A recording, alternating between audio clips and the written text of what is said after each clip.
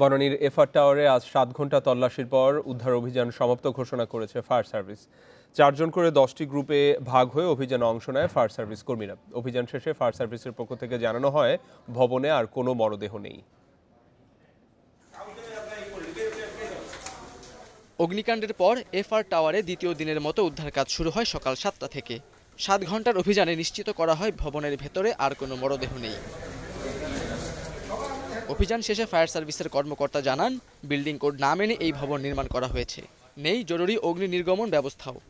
এখানে দেখেন যতগুলো বিল্ডিং এখানে আছে, সেই বিল্ডিংয়ের ম্যাক্সিমাম বিল্ডিংগুলোতেই তাদের কিন্তু নিজস্ব ফায়ার ফাইটিং ক্যাপাসিটি নাই বললেই চলে। সবচেয়ে বড় জিনিস হলো এই বিল্ডিংগুলোর যেটা ব্যবহার হচ্ছে, এক একটা ফ্লোর এক একটা মালিক কর্তৃক ব্যবহৃত হয়, যার কারণে তাদের নিজস্ব সেফটির জন্য প্রায়শই দেখা যায় যে একটা সিঁড়ির বিভিন্ন জায়গায় ব্লক করা আছে, যার কারণে এক্সিটের সময় তারা কিন্তু এক্সিট নিতে পারছে না।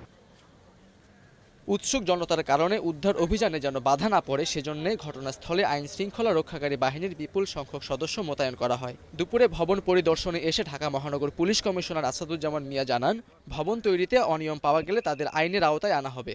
এখানে একটা সোসাইটি আছে, তাদের আইডেন্টিফাই করা হয়েছে, এই ভবনে কাদের অফিস আছে সেটা everything, all information is in our hand.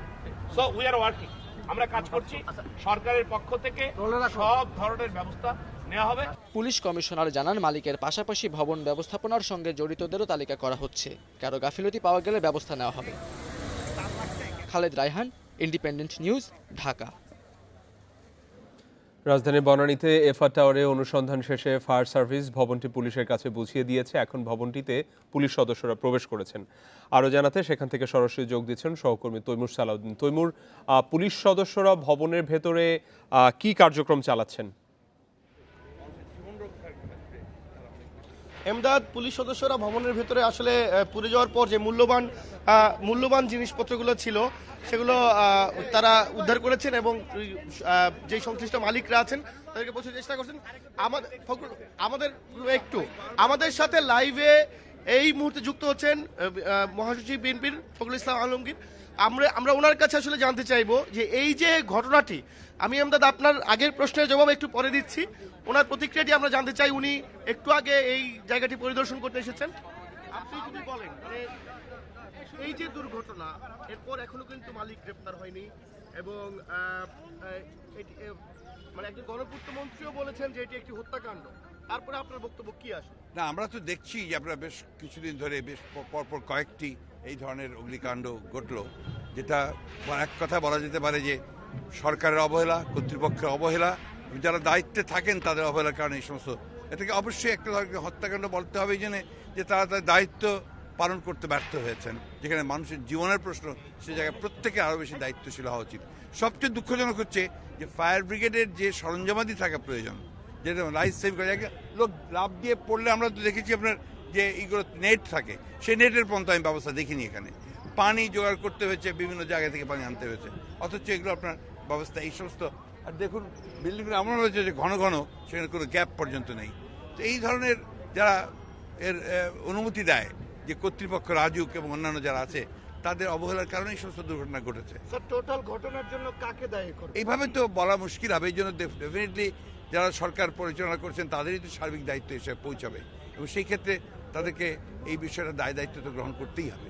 একের পর এক ঘটনা ঘটছে, এরকম দুর্যোগ ঘটছে, মানে কোনো প্রতিকারের ব্যবস্থা কি? আমরা এর আগেই এই ধরনের কথাগুলো বলেছি আপনার, যে দেশে একটা নৈরাজ্যের মতো অবস্থা সৃষ্টি হয়েছে, মানে কোনো অ্যাকাউন্টেবিলিটি নেই, কারো কাছে কোনো জবাব দিতে নেই, যে কারণেই আজকে এই ধরনের ঘটনাগুলো ঘটছে। এমদাদ, আপনি যেরকম শুনছিলেন যে ফখরুল ইসলাম আলমগীর কিন্তু বলছেন যে দেশে একটি নৈরাজ্যমূলক অবস্থা চলছে এবং কারো কথার কোনো রকম অ্যাকাউন্টেবিলিটি নেই। আমি যদি আপনাকে একটু দেখাই, একটু আগেই এখানে ঢাকা সিটি কর্পোরেশনের মেয়র, উত্তরের যিনি মেয়র আতিক সাহেব, তিনি এসেছিলেন। তিনি কিন্তু কাজ তদারকি করছেন এবং পুরো ভবনের যেই ভাঙা কাজগুলো কিন্তু আছে, সেটি কিন্তু একটু পরপর অনেক কিছু পড়ছে।